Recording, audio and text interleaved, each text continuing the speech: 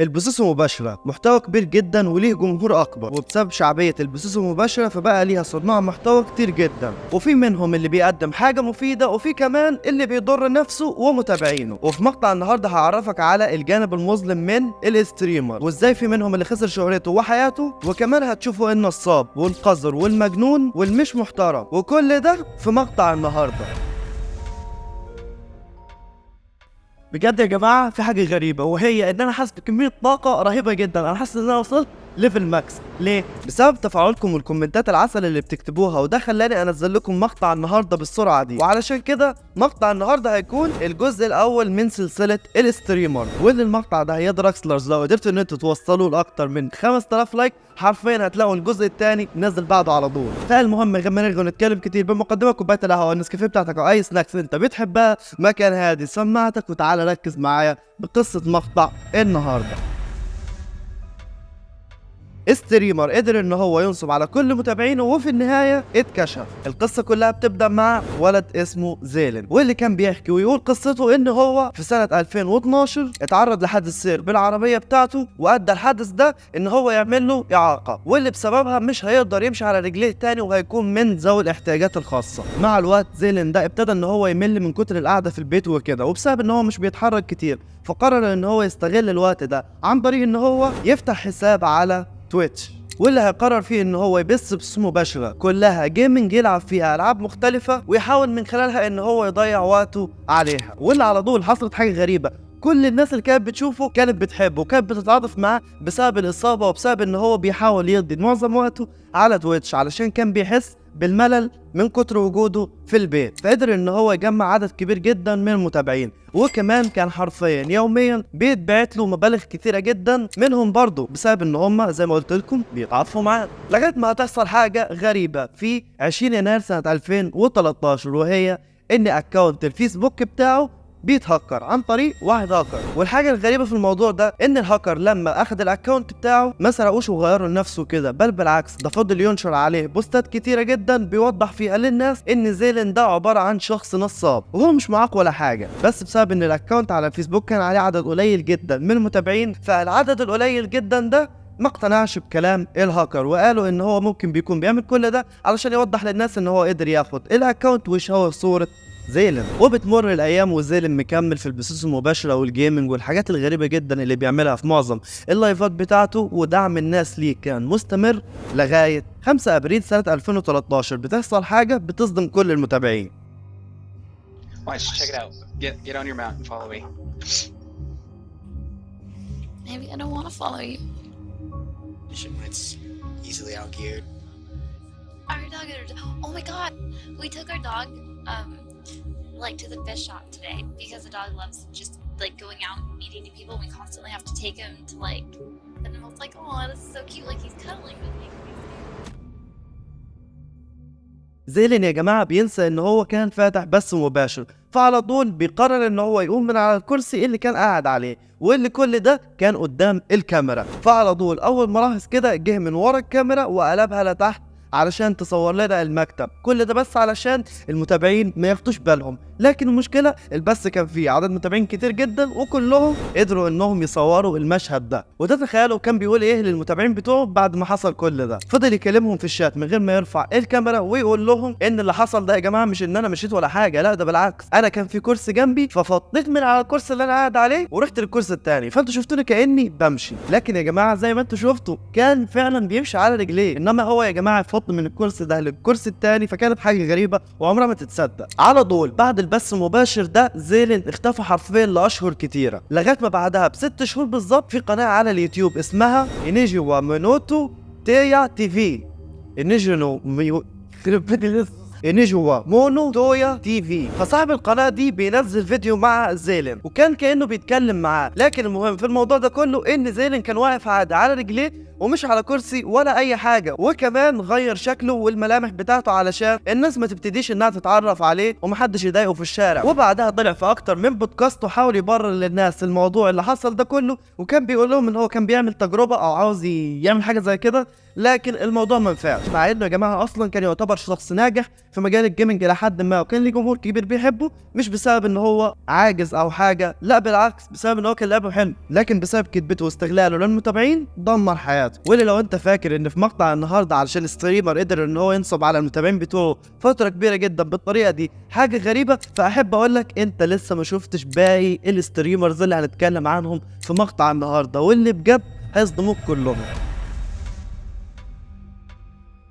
للمعلومه يا جماعه، الستريمر اللي هتكلم عنها في الجزئيه دي هي بوكيمون، واللي اكيد في كتير جدا منكم يعرفها بسبب انها يعتبر حاليا واحده من اكتر الناس المشاهير على موقع تويتش. واللي بجد لو انتم فاكرين انها هتكلم عن كل حياتها في المقطع ده، فاحب اقول لكم ان الموضوع مش كده، لان بجد حرفيا كل الحاجات اللي عملتها بوكيمون دي في حياتها بجد عايزه مقطع طول على الاقل ساعه نتكلم فيه عن الحاجات الغريبه والمش كويسه اللي عملتها قبل كده. لكن في مقطع النهارده هنتكلم بس عن اخر حاجه مهمه دمرت بيها حياتي. المهم كتير جدا من اليوتيوبرز قرروا انهم يعملوا منتجات مختلفه ويبيعوها، واللي فيه بجد كتير منهم نجحت معاهم الفكره، فبوكيمون قررت انها تعمل منتج زيهم وتشهره، وكانوا عباره عن كوكيز. اول حاجه الكوكيز دي يا جماعه فكرتها ومكوناتها مسروقه من شركه تانية بالتفصيل، لدرجه انها سرقت فكره التصميم والاسم منهم وطريقه الكتابه حتى على المنتج. وتاني حاجه الكوكيز اللي هي كانت عاملاها مش مفيده، بل بالعكس ممكن تكون مضره. وتالت حاجه واللي هي هتعمل المشكله اللي بوكيمون وهتدمر حياتها حرفيا، وهي سعر المنتج. الكوكيز اللي كانت بتبيعها بوكيمون دي كانت ب $27، برغم ان المنتج التاني اللي هي واخده الفكره منه اصلا وهو احسن من منتجها كان بحوالي $4. ففي كتير جدا من المتابعين كانوا بيقولوا لها ان هو غالي زياده عن اللزوم، لدرجه ان في كتير منهم برضو جه في البث المباشر بتاعها وقال لها برضو ان هو غالي. فتعالوا بقى اوريكم ثواني معدوده من بث مباشر لبوكيمون هي اللي يعتبر دمرت حياتها. When people are like, oh my god, $28 for cookies? It's 4 bags.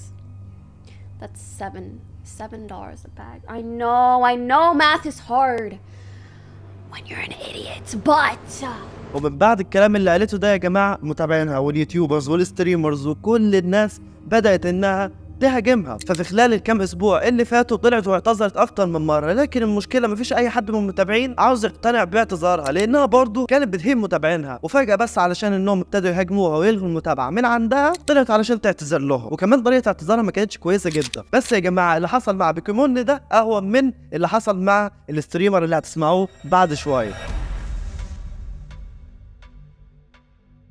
دمر حياته وخسر جمهوره بسبب القمار. الفترة الأخيرة يا جماعة على موقع تويتش والمواقع بتاعة البثوث المباشرة التانية انتشرت حاجة غريبة جدا ما بين كل الستريمرز، وهي البثوث المباشرة اللي بيلعبوا فيها قمار، واللي الستريمرز ذات نفسهم بيكونوا مستفيدين جدا من الموضوع ده عن طريق انهم لو قدروا يدخلوا ناس من المتابعين بتاعتهم فالشركة بتاعة لعبة القمار بتديهم فلوس. لكن الستريمر اللي هتكلم عنه النهاردة اخد الموضوع لمستوى تاني خالص. الستريمر ده اسمه اوستن جاك، شاب مهووس بالعاب القمار، بدأ بثوث مباشر على تويتش في سنة 2019. لكن قبل ما اقول لكم قصته في معلومة مهمة جدا جانبية لازم تعرفوها، وهي ان اوستن ده عنده سوابق اجرامية. في سنة 2014 هو واتنين من صحابه قرروا انهم يسرقوا عربية من شخص كان ماشي في الشارع عادي جدا ويعتدوا عليه ويسرقوا منه كمان الفلوس بتاعته وكل حاجة كانت معاه، لغاية الشرطة بعدها بكام يوم قدرت انها تقبض عليه وكمان صحابه، وقدر ان هو يخرج من القضية دي عن طريق ان هو يدفع كفالة وكانت كبيرة جدا. لكن الحاجة المهمة اللي حابب اقول لكم عليها قبل ما ابدا في القصة بتاعته وهي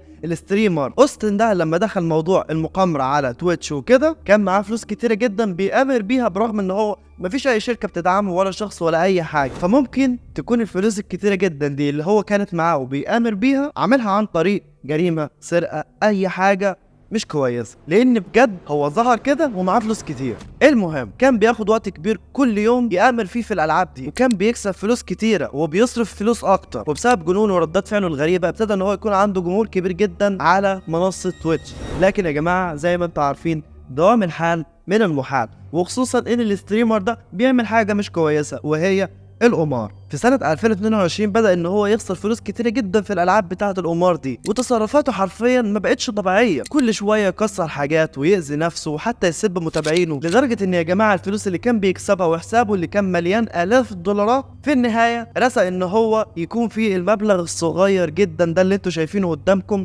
من البث المباشر بتاعه. ومن بعد كل ده حالته النفسيه ابتدت تسوء اكتر وابتدى يتجنن اكتر، لدرجه ان هو وصل انه بيشحت فلوس من متابعينه في البثوث المباشره، لغايه ما اتجه لمجال تعاطي المخدرات. وكمان كان بيعمل ده في بعض الاحيان في البثوث المباشره بتاعته، لغايه ما شركه تويتش قررت انها تبتدي تحظر فيه فترات كبيره بسبب ان هو بيعمل حاجات وحشه وكمان بيأذي نفسه. وكل الاستريمرز يا جماعه حرفيا اللي سمعتهم من اول المقطع حاجه، والاستريمر اللي انا هتكلم عنها دلوقتي حاجه ثانيه خالص.